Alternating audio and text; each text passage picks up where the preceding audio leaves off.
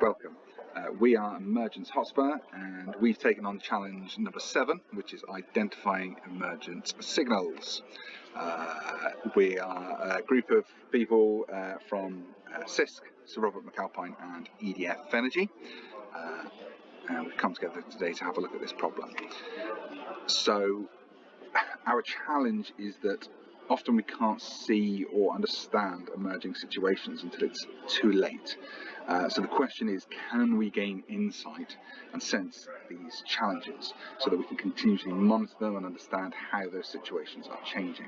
If we can, then we can begin to understand the value of the insights and how situations are impacted by any interventions put in place.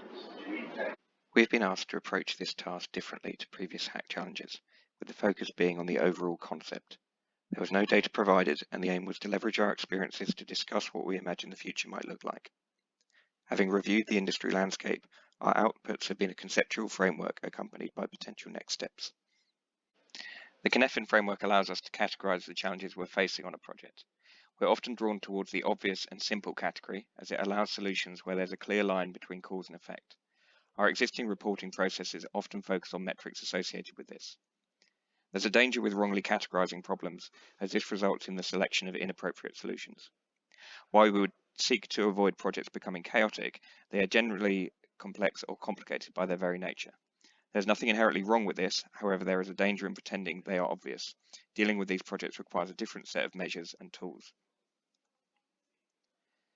For this task, we've suggested that there are 3 key principles for successfully working in the complex and complicated space. The earlier you spot something, the more options you have to rectify it. That people know when projects are going wrong often before conventional data shows this, and that there are as yet discovered linkages between datasets that could provide better earlier warnings. To illustrate this, we have chosen a representative example of a project missing a key milestone.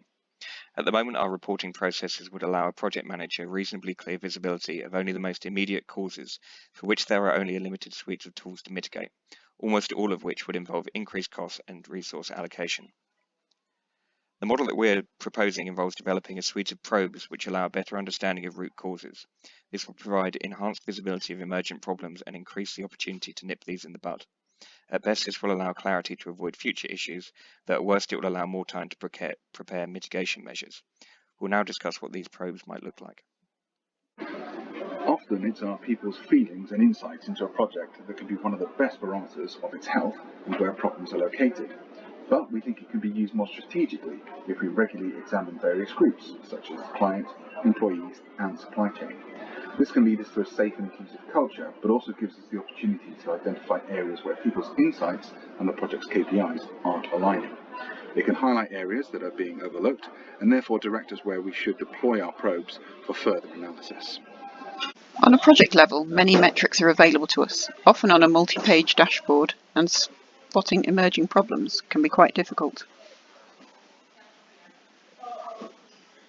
This data needs processing into a format that issues can be identified. Information can be drawn from many previous and future hacks. We could employ machine learning to prioritize which of these are most significant in the success of projects, which in turn would help identify the areas with most emergent issues.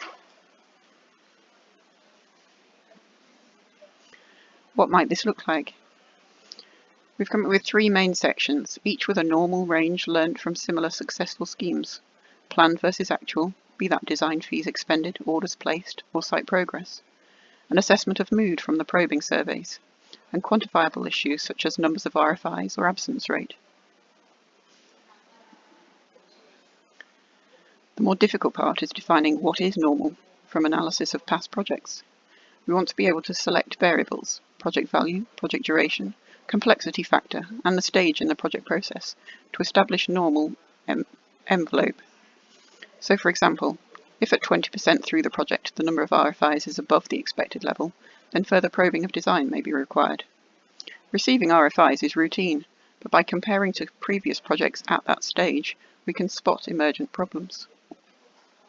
Finally, looking at external factors, we believe it's nearly impossible for a single project to probe these, and would still be very hard for a single company to probe these. The best approaches, we believe, are to work more collaboratively across the industry, including clients and government, for example through a data trust. Additionally, we need to build robustness into our projects, schedules and costs and challenge established efficiency measures. For example, with brick lead-in times changing from 16 weeks previously to 14 months in the modern market, we can't use a just-in-time approach anymore. Looking at the judge's question, firstly, I'll admit that an additional factor in this area is that with more time, you get more understanding of a problem, and that there is a balance to be struck in which you could make a decision too early, i.e. before all the facts are known. As a general principle, I would still argue that decisions should be made at the earliest possible moment. In an era of ever-tightening deadlines and ever-lengthening lead times, an extended decision-making period is a luxury we generally can't afford. The McNamara fallacy, also known as the quantitative fallacy, looking at question 2, involves making a decision based solely on quantitative observations and ignoring all others because they cannot be proven. However, a crucial step in our proposal is that we will use surveys and questionnaires to initially get the feel of a project from the people as a way of identifying problems that aren't quite present in your data. It may not always be possible to derive a quantifiable measure from that feedback, and so you may have to rely on people's instincts instead, but this can still be analysed and used to indicate successes and problems.